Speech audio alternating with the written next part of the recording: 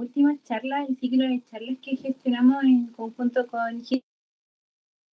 Mi nombre es Francisca Codina y soy estudiante de Geología, estoy en cuarto año y hoy día va a exponer el profesor José Manuel Latus.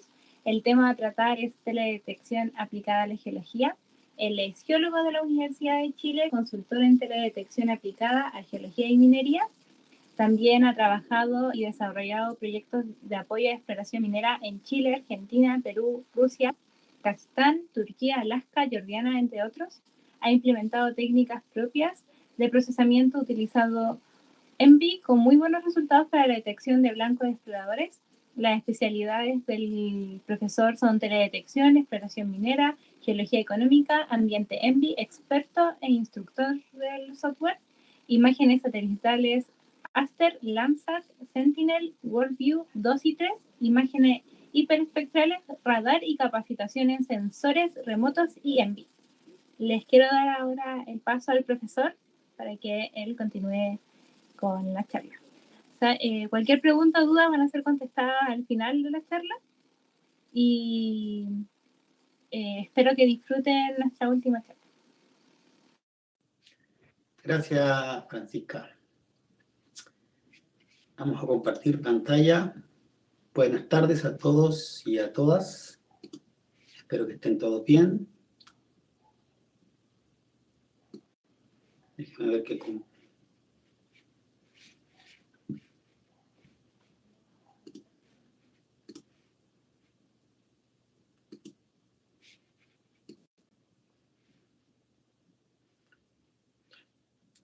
Está compartiéndome toda la pantalla, así que no me permite compartir solo una ventana.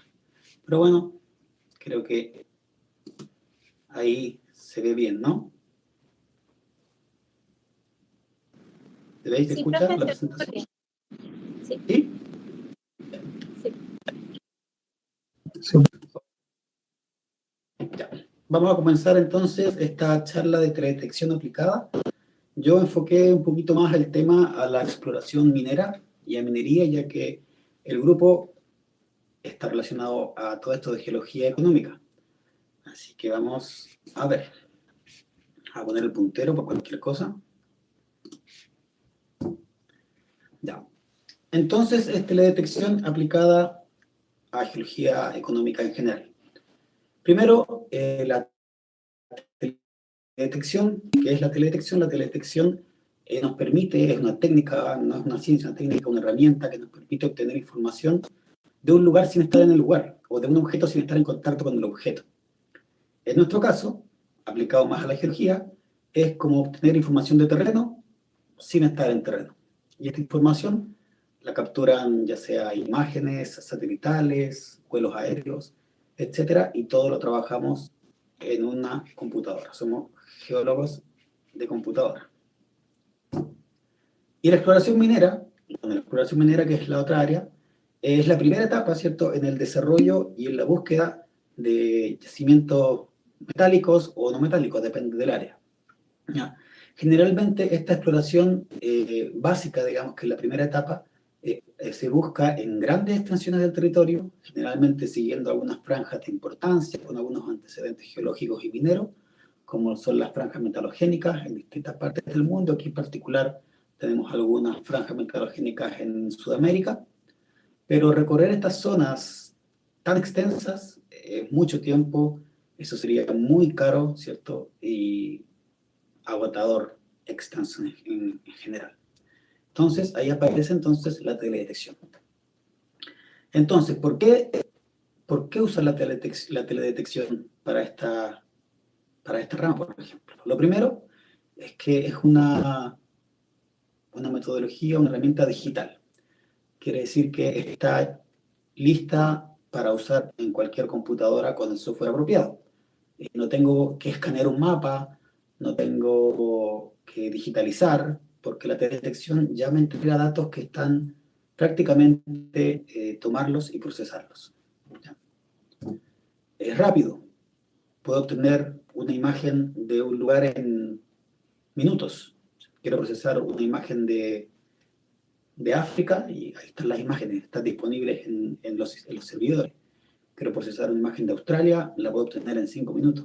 quizás un poco más, dependiendo, ¿cierto?, de su velocidad de conexión, la expertise que tengan en la búsqueda y cosas así. Pero es muy rápido en general obtener una información de teledetección de cualquier lugar del mundo. Es económico. La verdad, hay muchas imágenes gratuitas que nos permiten procesar y obtener información de muy alta calidad. Y estos datos pueden ser procesados en software también gratuitos. O sea, podemos hacer todo de manera sin gastar más que la plata que nos costó el computador y lo que pagamos de internet. Hay software como QGIS, ¿cierto?, que procesan las imágenes, no son tan avanzados, pero sí sirven. Y bueno, sí tenemos la posibilidad de usar otros software como Envy u OERDAS u otros que hay, y también la posibilidad de comprar imágenes satelitales que son ya comerciales. Podemos lógicamente llevar esto a otro nivel más, a mejorar la escala, a mejorar las capacidades de detección de los materiales o de los minerales, etc. Además, también es global. O sea, nada me impide que yo analice la propiedad minera de un vecino. Nada me impide que yo tome una imagen satelital del Pentágono. ¿Ya? Así que puedo ver lo que yo quiera, donde yo quiera. La imagen está libre, es de libre acceso para todo el mundo. Podemos analizar el área que queramos, aunque esté restringida la entrada a ese lugar. Por ejemplo, hoy en día el Salar de Atacama está protegido, lógicamente, y no se puede acceder, pero puedo tomar una imagen y acceder virtualmente al lugar. Actualizado también. Se dice que el mapa más actual o más actualizado de un lugar es una imagen satelital. Tengo alguna remoción en masa, algún flujo de lava, tomo una imagen satelital y al otro día o unos días después del evento ya puedo obtener un mapa o una imagen actualizada. Así que también es actualizado.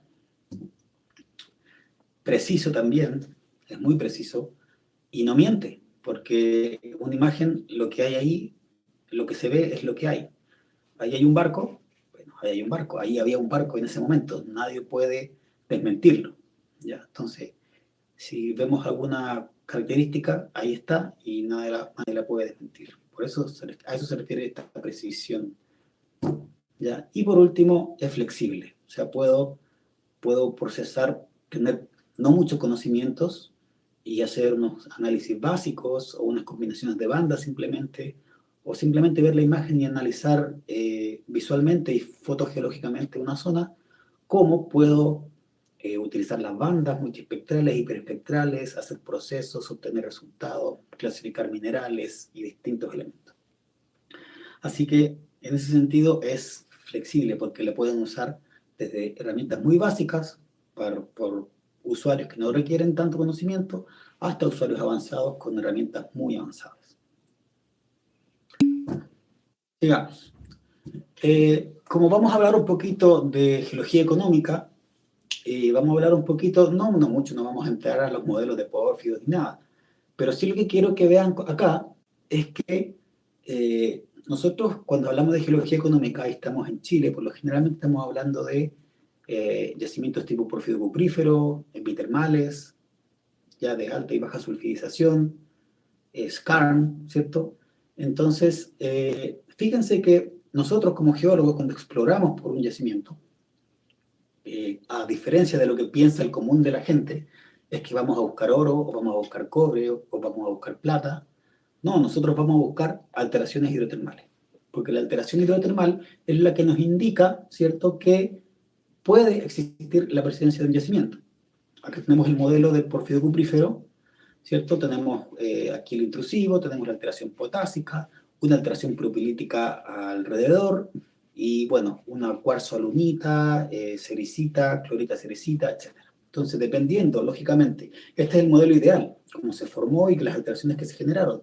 Pero dependiendo del nivel de erosión que yo tenga, es en qué nivel voy a ver las alteraciones. Si estoy en el nivel superficial, voy a ver probablemente cuarzo caolinita y cuarzo alunita, ¿ya? Y un propilítico como un halopropilítico. Pero si estoy más abajo, quizás veo solo propilítico y sericítico, ¿ya? O puedo llegar a ver el potásico, si que está todo demasiado erosionado, ¿ya? Esas son las alteraciones entonces que me pueden indicar ya tanto niveles de exposición como qué tipo de yacimientos tengo. ¿Ya? Aquí tenemos otro modelo un poquito más elaborado de porfidos cupríferos para que vean más o menos lo mismo, ¿cierto? Tenemos cuarzo alunita, cuarzo pirofilita, la clorítica, sericita, etc. Entonces, tengamos en mente que esas son las alteraciones que nos van a indicar la posibilidad de que tengamos un yacimiento bajo superficie.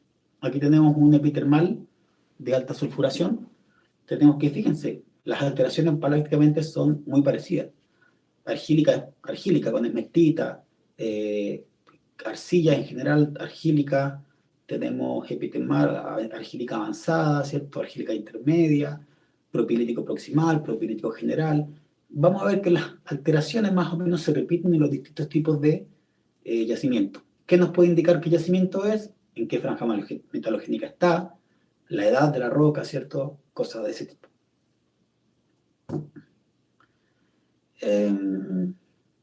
Nada, un esquema, ¿cierto? De incremento del pH y de la temperatura y qué tipo de alteraciones tengo, ¿cierto? Aquí están potásica, scanfílica, propilítica, argílica, y qué tipo de minerales obtengo en estas alteraciones, porque claro, nosotros decimos alteración argílica, pero cuando yo hago procesamiento de imágenes y busco librerías de minerales, no hay una librería de alteración argílica.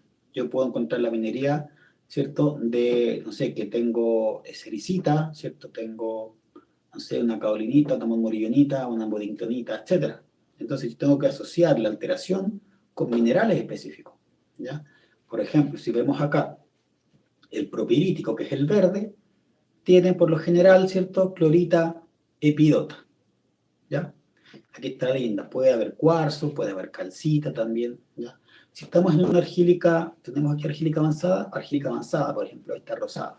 Aquí está toda la argílica avanzada. Tenemos generalmente cuarzo, ¿cierto? Caolinita, alunita, pirofilita, etc. Entonces, de este gráfico, ustedes pueden sacar los minerales específicos para después procesar la imagen y buscar esos minerales asociados a esas alteraciones asociadas a un depósito, a un yacimiento metálico.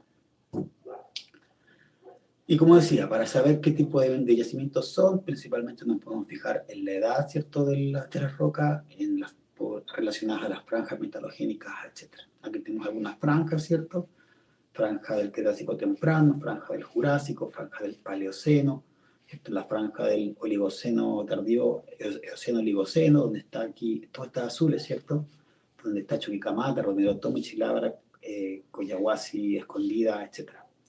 Mioceno temprano, están otros, la Coipa, Cerro Casale, Pascualama, el Indio, ¿cierto? Que son principalmente minas ya de oro.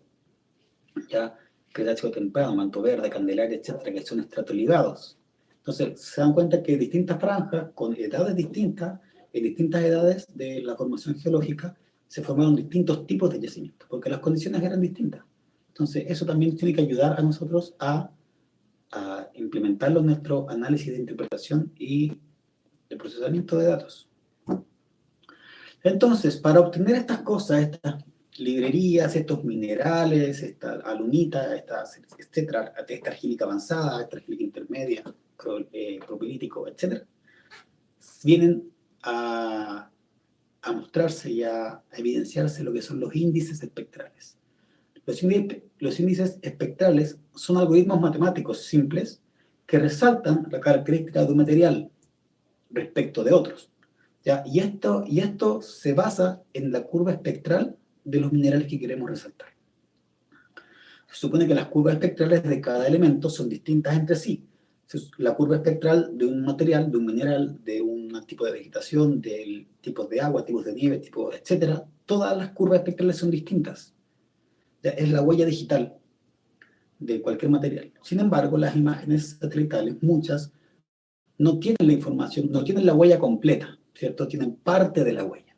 Y con parte de la huella yo puedo resaltar algunas cosas, agrupar otras, etc. Por ejemplo, puedo resaltar la vegetación, las arcillas como grupo, las aguas, todo tipo de agua junta, etc. Si tengo una huella más completa, las vegetaciones las puedo clasificar en una especie de vegetación.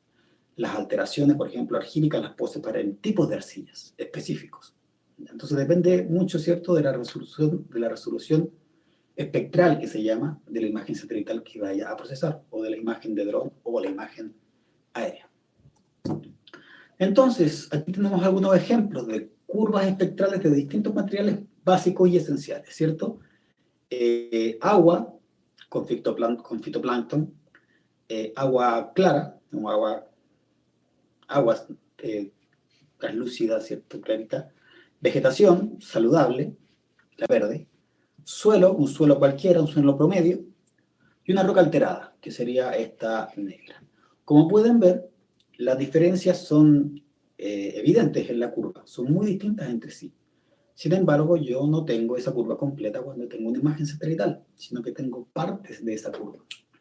Entonces, lo que se busca es, en estas partes que yo tengo de la curva espectral, si la puedo diferenciar un elemento de otro. Entonces, aquí viene el típico ejemplo que es el más fácil y el más comprensible, que es el tema de la vegetación. Acá yo puse, imaginemos que tenemos una imagen que tenga dos datos, ¿ya? No tiene la curva completa, tiene solo estos dos datos que están marcados acá, este rojo y este gris. Entonces, para cada píxel de la imagen tengo dos datos. Un dato que corresponde a la reflectancia de la luz en la longitud de onda roja, que es esta que está acá, y un dato para la reflectancia de la luz en la longitud de onda del infrarrojo cercano, que es esta que está acá. ¿Qué puedo hacer con datos de solo rojo y solo infrarrojo cercano? Bueno, yo podría diferenciar el suelo de una roca, podrían decir que sí, pero en realidad la diferencia es demasiado sutil para diferenciarla. Ya son más o menos distintas, pero no tan distintas. El agua, por ejemplo, no es tan distinta. El agua tiene aquí valores como la curva intersecta en valores altos, entre comillas, al rojo y ceros o muy bajos en el infrarrojo cercano. El agua con fitoplancton tiene un poquito más, pero quizás la diferencia es tan sutil que no voy a poder hacer la diferenciación. Sin embargo, fíjense en la vegetación. La vegetación pasa cuando pasa por el canal rojo, tiene estos valores, que siempre hablamos de altos o bajos, pero son altos relativos. Porque claro, yo digo que es bajo, aunque es más alto que el del agua, pero es bajo relativamente para la vegetación. Porque después la vegetación en el infrarrojo cercano tiene ahí un pic. Entonces tengo muy bajos en el rojo, muy altos en el infrarrojo cercano. El suelo, por ejemplo, tiene muy parecidos los dos valores entre el rojo y el infrarrojo cercano. En la roca alterada, más o menos también. El agua son inversos, aquí es alto y aquí es bajo, ¿cierto? Pero la vegetación tiene una característica única y es el único elemento en la superficie de la Tierra que tiene esta característica. Las distintas especies de vegetación van alimentando características mucho más específicas que no somos capaces de leer solo con dos datos, ¿ya? Entonces, tenemos el ejemplo de la vegetación. ¿Y qué es el índice de vegetación? Aquí el índice se vuelve un índice espectral. ¿Qué es el índice de la vegetación? El índice de la vegetación es un algoritmo matemático. Por ejemplo, dividir la banda NIR, que es la infrarroja cercana, sobre la banda roja. Y entonces aquí hay un ejemplo que incluso lo podemos llevar a números para que no nos complicamos de matemáticamente cómo funciona esto, porque aunque es muy básico, a veces uno se pierde. Imagínense que tenemos estos tres curvas, tres elementos en una imagen, un elemento suelo, una zona con vegetación seca y una zona con vegetación sana. Entonces, un píxel de suelo va a tener valores muy parecidos, digamos 20-20, entre el rojo y el infrarrojo cercano. Un píxel de vegetación seca va a tener valores de, digamos, 15 de rojo y 30 de NIR, infrarrojo cercano. Y una vegetación sana va a tener píxeles de, no sé, 5 en el rojo y 50 en el infrarrojo cercano. Entonces, solo hagan la división. Dividen el valor de NIR sobre el rojo. La vegetación sana tiene, por ejemplo, 50 partido por 5, tiene 10. Valor de resultado de dividirlo, valor 10 para vegetación. Para vegetación seca sería 30 partido por 15. Sería 2. Y el suelo, 20 partido por 20, 1. Entonces, vegetación sana 10, vegetación seca 2, suelo 1. Entonces se ve inmediatamente que hay una gran diferencia cuando yo hago la división entre un píxel y otro. Aquí tengo una imagen de color real, donde la vegetación no se evidencia tan clara. Este valle, esto muy oscuro, es vegetación porque la vegetación tiene baja reflectancia en el rango visible. Es un verde muy oscuro. Esta infrarrojo color se ve la vegetación en rojo, que se ve con valores rojos intensos. Ahí es donde nosotros podemos evidenciar de mucha mejor manera dónde tengo vegetación en una imagen. Aquí está el índice de vegetación, que es dividir los píxeles de la banda infrarroja cercana sobre el rojo. Y nos da este resultado, donde se resaltan los píxeles que son vegetación, que son estos más blancos, igual como podemos ver en las imágenes a la izquierda. Y con este índice yo puedo mapear la vegetación y hacer un mapeo de la cobertura de vegetación en mi imagen. ¿Ya? Ese es un ejemplo de índice de vegetación. Pero de la misma manera, para otros elementos, minerales por ejemplo, tenemos que los minerales también tienen sus características propias. No solo la vegetación tiene su bajo rojo y su alto NIR. Por ejemplo, las arcillas tienen absorciones en ciertas longitudes de onda específicas. Entonces, cuando se construyen, digamos, cuando construimos el sensor, la imagen Landsat, la construyen los ingenieros por allá de la NASA, ¿cierto? Cuando ellos construyen la imagen y deciden, porque ellos deciden qué rangos espectrales van a leer, es por decirlo de una manera, tenemos tal presupuesto, nos alcanza para 7 bandas. Ya, ¿cuáles son las 7 bandas que vamos a elegir? Y ellos tienen que decidir. Y esa decisión se basa en qué quieren para el objetivo del proyecto. Si el proyecto tiene un objetivo de coberturas de suelo, objetivo de análisis en el mar, de solo vegetaciones, etc. ¿Ya? Por ejemplo, las Landsat son para coberturas, son análisis de la superficie de la Tierra, vegetaciones, tipo de roca, en general cosas de ese tipo. Entonces, por eso tienen estas bandas. Y la caolinita, por ejemplo, que es una arcilla, tiene una absorción en esta longitud de onda que la agarra la Landsat. La Landsat lee, esta es la banda 7 de Landsat, que lee la absorción de la arcilla. Y también lee la absorción del carbonato. La calcita aquí está como ejemplo, pero el carbonato absorbe en este rango. La arcilla absorbe en este rango. Fíjense. Caolinita. Veamos la caolinita y la calcita. Ambos absorben, pueden darse cuenta que absorben en longitudes de onda distintas. ¿Ya? Las arcillas en el 2.2, más o menos, y los carbonatos en el 2.3. O sea, son distintas, ¿cierto? Pero la banda Landsat, la banda séptima de la Landsat, es tan ancha que abarca ambas absorciones en un mismo dato. ¿Ya? Entonces, para la Landsat no es posible discriminar entre una arcilla y un carbonato. Ya no es posible porque tiene la misma banda para ambas absorciones. Y, por ejemplo, estas son las absorciones y tiene valores altos, la arcilla y la calcita en esta banda, que es la 5, depende del sensor, 5 en Landsat 7, 6 en Landsat 8, valores altos acá y bajos acá. Entonces se dividen estas dos. 5 dividido 7 o 6 dividido 7 según si es Landsat 7 o si es Landsat 8. ¿Ya? Y la divido y así mapeo las arcillas y los carbonatos, por ejemplo. Y aquí están distintas absorciones de distintos elementos. La absorción del agua está acá, en esta longitud de onda, del 1.4. La absorción de la clorofila para la vegetación. La absorción del fierro, de las bandas de fierro, en el rojo, en el azul, ¿ya? Y en el infrarrojo cercano. Todas estas son de los fierros. Azul, rojo, infrarrojo cercano. De la clorofila tenemos azul, de rojo, principalmente, y también infrarrojo cercano. La presencia de agua, no hablamos de minerales mojados, húmedos, hablamos de agua molecular, digamos, agua en su estructura química, ¿cierto? Mineralógica. Y eso, entonces se hacen índices, por ejemplo, 5 sobre 7 para arcillas y micas, carbonatos, fierro férrico si divido el rojo dividido el azul, rocas y divido la banda 5 sobre la 4, etc. Y así se van armando, generando los distintos índices. A ver, quédense aquí. Tengo uno acá. Ya, sentado. Ya. Entonces, aquí vamos a comprar. Recién estábamos viendo el tema de la Landsat. ¿Se acuerdan que la Landsat 7 tenía una sola banda que abarcaba la absorción de las arcillas y la calcita, o los carbonatos en general, ya, aquí está la Landsat. La Landsat 8, la Landsat 7. Lo mismo con la Sentinel. Fíjense, la Sentinel 2 también tiene una banda acá que es bastante ancha, que incluye el carbonato y la arcilla. Sin embargo, si pensamos en una imagen Aster, fíjense que la Aster, en el mismo rango donde la Landsat tiene una sola banda, la Aster tiene 5 en total.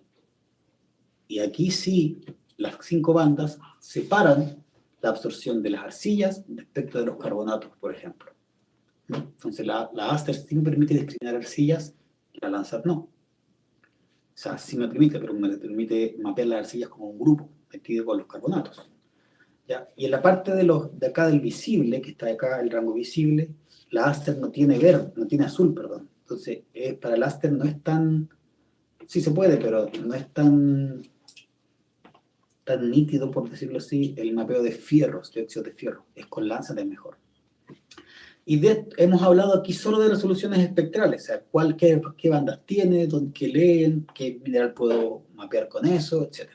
Pero no hemos visto la resolución espacial.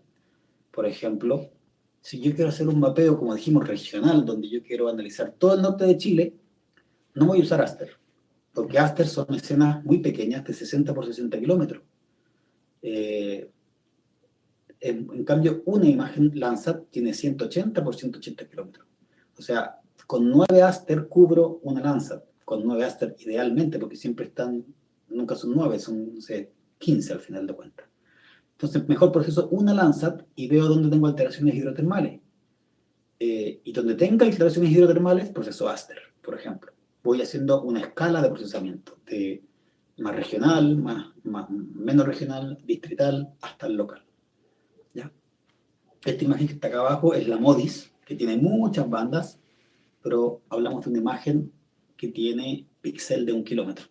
¿Ya? Así que yo no la ocupo mucho, o sea, no la he ocupado en realidad, muy pocas veces, porque es para unos estudios mucho más grandes, más regionales, y tampoco tiene estas bandas de arcilla ni nada por el estilo.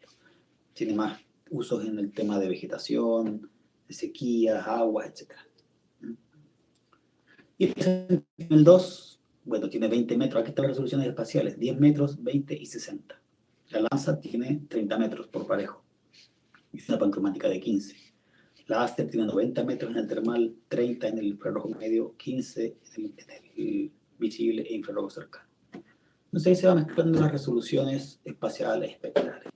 Por ejemplo, vamos a ver el tema de la Aster. En el tema de la Aster tenemos absorciones características que agrupan minerales, por ejemplo, la clorita biotita, lignitita, yeso, calcita dolomita, alunita pirofilita. Entonces, en base a absorciones, que son estos valles que se forman en las curvas, estos valles de acá, se generan unos algoritmos entre 3 bandas, banda A, B y C, para resaltar esas absorciones. Por ejemplo, si la curva absorbe en la longitud de onda B, yo sumo las dos vecinas, la vecina izquierda y la vecina derecha, A más C, lo divido por B. Y ese índice me resalta los lugares donde tenga este tipo de minerales, ya sea arcilla, carbonatos, dependiendo de qué banda las ocupe, ¿ya? En base a estas absorciones que son las características de estos grupos minerales. Y bueno, también tengo las razones de bandas sencillas, por ejemplo en el visible. En una Aster puedo estudiar la vegetación, puedo estudiar el agua, el fierro férrico, el fierro ferroso, ¿ya? Con estos índices que están acá. En el rango del infrarrojo medio, que es el tema de las arcillas, esta es la combinación infrarrojo-color, donde la vegetación se ve roja, ¿cierto? Esta es una combinación de bandas del infrarrojo medio. Aquí puedo estudiar, por ejemplo, la argílica intermedia, por resumirla, digamos, carbonato o propilítico, y la argílica avanzada, ya mediante algoritmos matemáticos en el rango infrarrojo medio. Y en el termal, que son otras bandas que también me sirven para hacer análisis, que son más gruesas, puedo estudiar, por ejemplo, la presencia de cuarzo, carbonato y índice básico. Y aquí quiero hacer una aclaración súper importante. Cuando nosotros mapeamos un elemento, por ejemplo, cuarzo, no crean, nunca piensen que están mapeando cuarzo. O sea, se dice índice de cuarzo, ¿ya? Pero lo que busca ese índice es buscar, porque son píxeles de 90 por 90 metros, por ejemplo, en la Aster termal. Entonces, no tenemos una zona que tengamos 90 por 90 metros de cuarzo. un cuarzo de 90 por 90 metros. No, no es así, ¿cierto? Es la realidad. Entonces, el índice de cuarzo busca zonas donde hay abundante cuarzo en el píxel, en el área que cubre un píxel. ¿Y qué significa abundante cuarzo en un píxel? Significa, por ejemplo, un granito. Significa un sintersilicio. Significa arenas cuarcíferas. ¿Ya? Significan dunas que tengan estas mismas arenas también cuarcíferas. Cualquier unidad geológica, ya sea tipo de roca o geoforma, que tenga alto contenido de cuarzo. Carbonato es lo mismo. No tengo una calcita de 90 por 90 metros, ¿cierto? ¿Qué puede ser? Puede ser un skarn, ¿cierto? Un skarn de cobre que está asociado a carbonato. Puede ser una caliza, un depósito de caliza, etcétera. ¿Ya? Así tienen que pensar los índices. No son el mineral en sí, sino que son los elementos que pueden generarse con un alto contenido de ese tipo de mineral. Y aquí, bueno, pueden ver hay un montón de índices en esta tabla para distintas imágenes. Landsat 5, Landsat 8, Sentinel, Aster, y sí, muchos se intersectan acá, o sea, son los mismos, o sea, los mismos índices se pueden hacer con todas las imágenes, pero hay un montón de índices que no se pueden hacer con las Landsat ni Sentinel, sino que solo se pueden hacer con Aster, por las bandas infrarrojas media y termales que tiene la imagen Aster. La imagen Aster fue creada, concebida para estudios geológicos, así que por eso es tan buena imagen.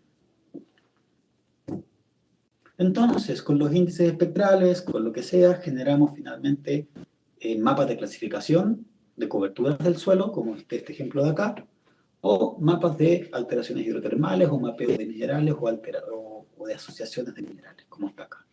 Esta es una combinación de bandas con colores exagerados para ver distintos tipos de roca también. Son cosas que podemos hacer con las imágenes. Bueno, y igual que eso, hay un montón de índices para todo tipo de uso. Vegetación, nieve, agua, ¿cierto? Áreas quemadas, etc. Entonces, pasemos un poquito, entremos al tema de minero, porque quiero explicar unos pequeños temas. Acá hay solo un ejemplo de que podemos ver imágenes y ver avance de minas, ¿cierto? Evolución. Acá está Chuquicamata, Muruntao y Antamina, una de las más grandes minas de cobre, ¿cierto? Chuquicamata, de las más grandes minas de oro y de las más grandes minas de plata, Antamina en Perú. Y como dije, nosotros no buscamos el metal, buscamos, ¿cierto?, la alteración. Y estos yacimientos, ¿cierto?, tienen leyes de cobre, de oro, de plata en general, que no son tan grandes las leyes, no son muy altas, porque son mega yacimientos, que la gracia es el tamaño que tienen, no precisamente que tengan alta ley. Tienen buena ley, pero son muy grandes, y son muy grandes. Por ejemplo, aquí hay un ejemplo como muy, muy general, ¿ya?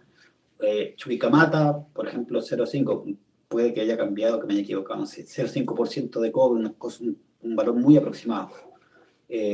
Ablayacán de oro, 18 ppm de oro, partes por millón, o sea, tiene 18 partes por millón de oro, ¿cierto? De 1 millón de kilos, tengo 18 kilos de oro. Antamina, 10 ppm, ¿ya? Los placeres de oro, ese es un paréntesis, los placeres de oro no tienen alta ley, sino que pueden ser del orden de 1 gramo por tonelada, ¿ya? Ya, entonces, para la parte, ¿por qué hago la referencia a estas leyes? Porque lo vamos a ver en una imagen, porque muchas personas preguntan, ¿y podemos ver el oro en la imagen satelital? ¿Podemos ver el cobre o la plata en una imagen satelital? Ya nosotros sabemos que no, ¿cierto? Aquí tenemos un píxel. Este es un contexto cualquiera, una imagen gris, y un píxel ahí, un píxel. Se supone que en una imagen satelital, cuando yo la veo con su resolución así óptima, la más bacán de todas, no veo los píxeles, no veo el cuadrito, veo la imagen súper nítida, pero no veo el píxel. Para ver el píxel tengo que acercarme mucho, hacer un zoom a la imagen para recién empezar a ver los cuadritos de los píxeles. Entonces, esto ya es una exageración, ¿ya? Y aquí tengo ese píxel, lo amplié, ¿ya? Un píxel de la imagen lo amplié. Y este es un píxel, este cuadro negro es un píxel. Y esto sería un 5% de cobre proporcional, esto sería 9 ppm de plata, esto sería 20 ppm de oro. O sea, es una parte ínfima dentro de un píxel, incluso el 5% de cobre. Entonces, es imposible que veamos, ¿cierto?, el cobre, el oro y la plata en una imagen, en un píxel, ¿ya? Aquí creo que hablamos de una imagen, un píxel de 30 por 30 metros, ¿ya? Pero estos son porcentajes. Ya, entonces, es para que hagan una relación de las leyes versus lo que veo realmente en un píxel. Entonces, nunca voy a ver la evidencia del cobre, ni del oro, ni de la plata en un píxel. Solo veo las alteraciones, ¿ya? Entonces, bueno, a veces, claro, a veces dicen, ya, no veo el oro ni el cobre, pero puedo ver la pirita, que a veces sí se da mucho más masiva, o la calcopirita también se da como grande, mucho más evidente en una roca. La puedo ver en la muestra de mano. Pero tampoco es tan así, porque la imagen satelital basa su tecnología en las curvas espectrales. O sea, no es que base su tecnología, sino que lo que lee son las curvas espectrales de los minerales en algunas bandas, como vimos anteriormente. Por ejemplo, la lunita, la moscovita, la clorita, que son minerales más opacos, ¿cierto? Tienen curvas súper características y no sé, súper fáciles de distinguir. Pero fíjense en la pirita, en la calcopirita. Es una línea recta, es puro ruido finalmente. La tacanita tiene ya una forma, ¿cierto? Entonces, tampoco es que yo pueda ver con espectrometría, no puedo ver minerales metálicos, ¿ya? Puedo ver minerales opacos. Entonces, tampoco puedo ver con una imagen donde hay pirita, donde hay calcopirita, donde hay, no sé, cualquier otro, calcosina, bornita, etcétera. No, no se puede. ¿Ya? A lo más, si tengo pirita, puede que tenga óxidos de fierro, que sí los puedo ver, ¿cierto? Ahí sí puedo ver. Tengo que hacer siempre esas asociaciones.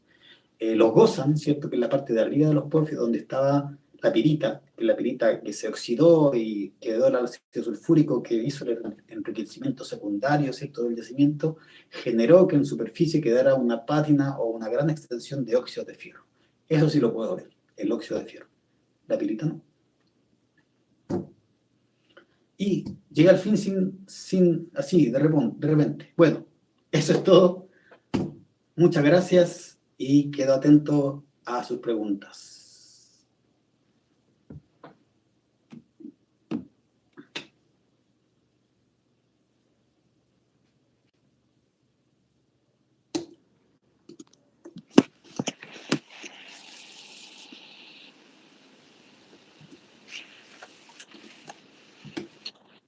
Hola, Sergis, te cacho por Instagram. Te quería preguntar si nos puedes recomendar buenas páginas para descargar archivos SRI o Shape, porque yo por lo menos uso de la NASA, pero no sé si tenía algunas recomendaciones. Eso. Ahí me preguntaste por archivos ESRI, o sea, Shape. Shape, si tú quieres buscar Shape, tienes que ir al IDE, ¿ya? Ya. El IDE de Chile. Y ahí puedes buscar un montón de información de datos vectoriales de Chile, por ejemplo. ¿Ya? Ya. Y también en la Biblioteca del Congreso Nacional también hay hartos datos Shape georreferenciados. La Francisca, no sé si es nuestra moderadora. No, creo que hasta ahora era la única pregunta que estaba, era de Adriana, si no me equivoco.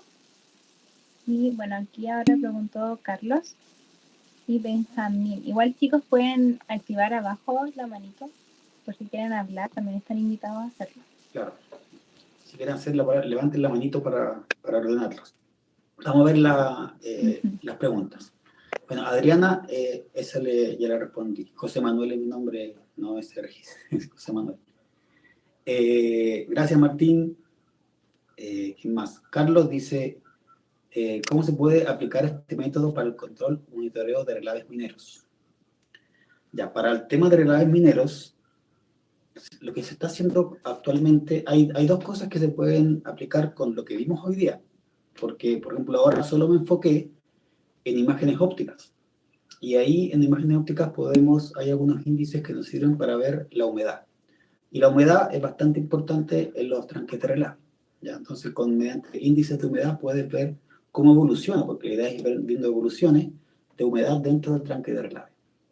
Se pueden ver las composiciones del tranque de relave si tienes información, mapear como los tipos de elementos que hay dentro del relave, de coberturas, pero lo más importante que se está haciendo hoy en día con relaves es el monitoreo mediante imágenes de radar. El radar es otra tecnología que no tiene nada que ver con las ópticas que vimos ahora, pero también es satelital y también entrega imágenes.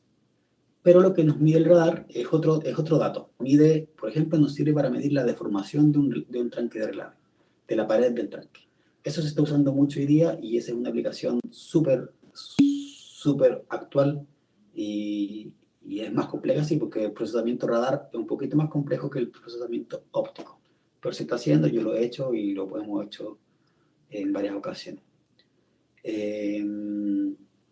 Bueno, paso ahí al mismo a hablar con Benjamín, que preguntó si tenía experiencia con imágenes de radar.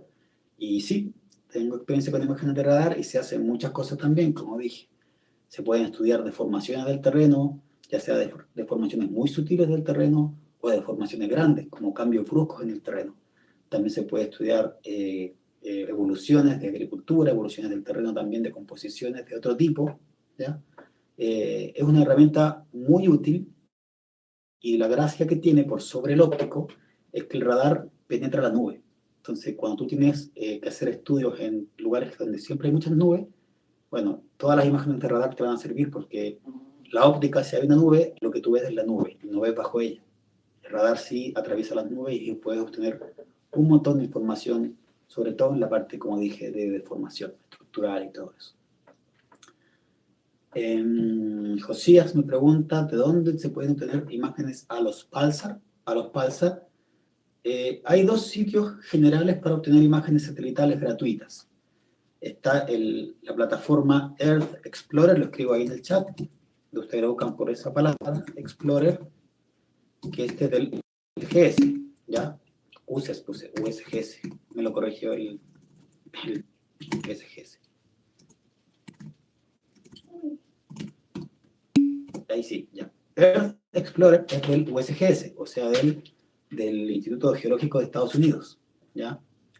Earth Explorer te permite bajar imágenes de tipo, principalmente Landsat, Sentinel, Aster, ya, ópticas principal, y un montón de productos más, pero para Chile no hay tantos, hay tantos para otros países, para Estados Unidos.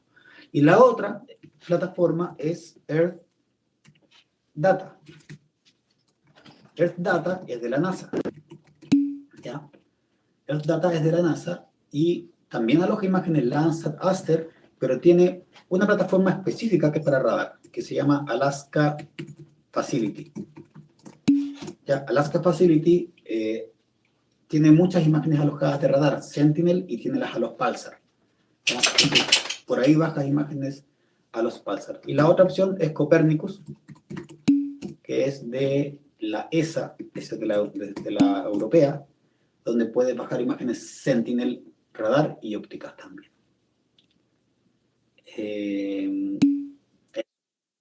Sigamos. Marco Antonio está agradeciendo, diciendo muchas gracias, Marco.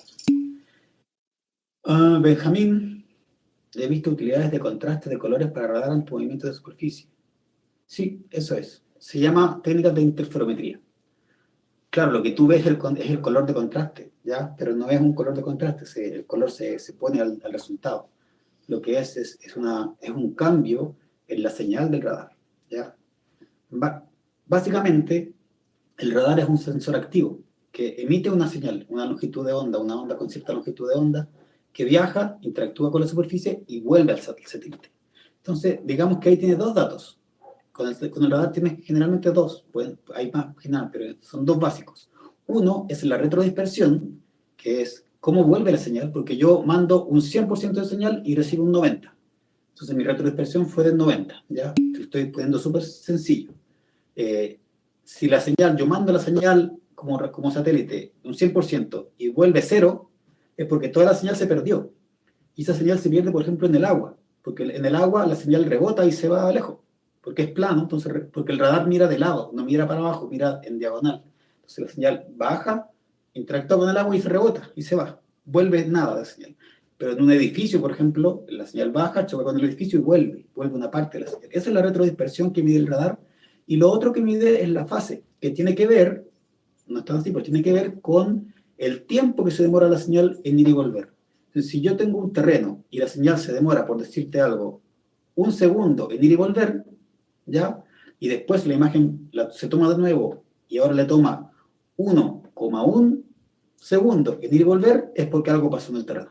Algo pasó, se demoró más, así que llegó más lejos, se hundió el terreno. Eso es el tema del radar, explicado así lo más sencillo posible. Eso, a ver. Ha habido avances de imágenes satelitales para superficies subacuáticas. El tema de la superficie subacuática es que la señal, las longitudes de onda no penetran tanto el agua. Hay longitudes de onda que penetran más que otras el agua. Pero siempre estamos hablando de un rango superficial de algunos metros.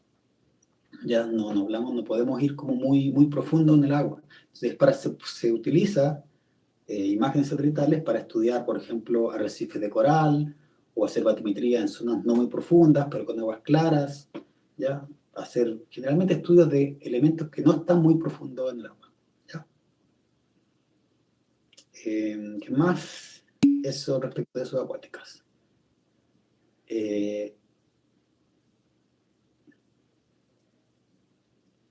Claro, el océano tiene topografía, pero no la vamos a poder ver con imágenes satelitales, salvo los primeros metros quizás de profundidad, y dependiendo también de la calidad del agua. Si el agua está cristalina, si está contaminada, si tiene sedimentos, si tiene vegetación, todo eso nos limita un poco el tema. Pero hay muchos estudios interesantes con imágenes relacionadas a ambientes y principalmente biología marina, ¿ya? O sea, todo lo que tiene que ver con plantas en el agua, arrecifes de coral y todas estas cosas. Ahí, creo que no hay más preguntas por ahora. Por nada. No, pero creo que no hay nada más de preguntas. Así que, nada, le quiero agradecer por dictar la charla y de tarea de detección. Ay, yo pregunto una otra cosa.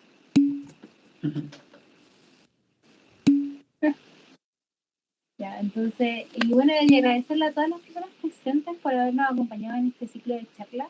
Los queremos dejar invitados nuevamente a otra actividad que vamos a realizar más adelante en conjunto con HISMLab, que van a estar relacionadas obviamente a la geología económica y a áreas afines.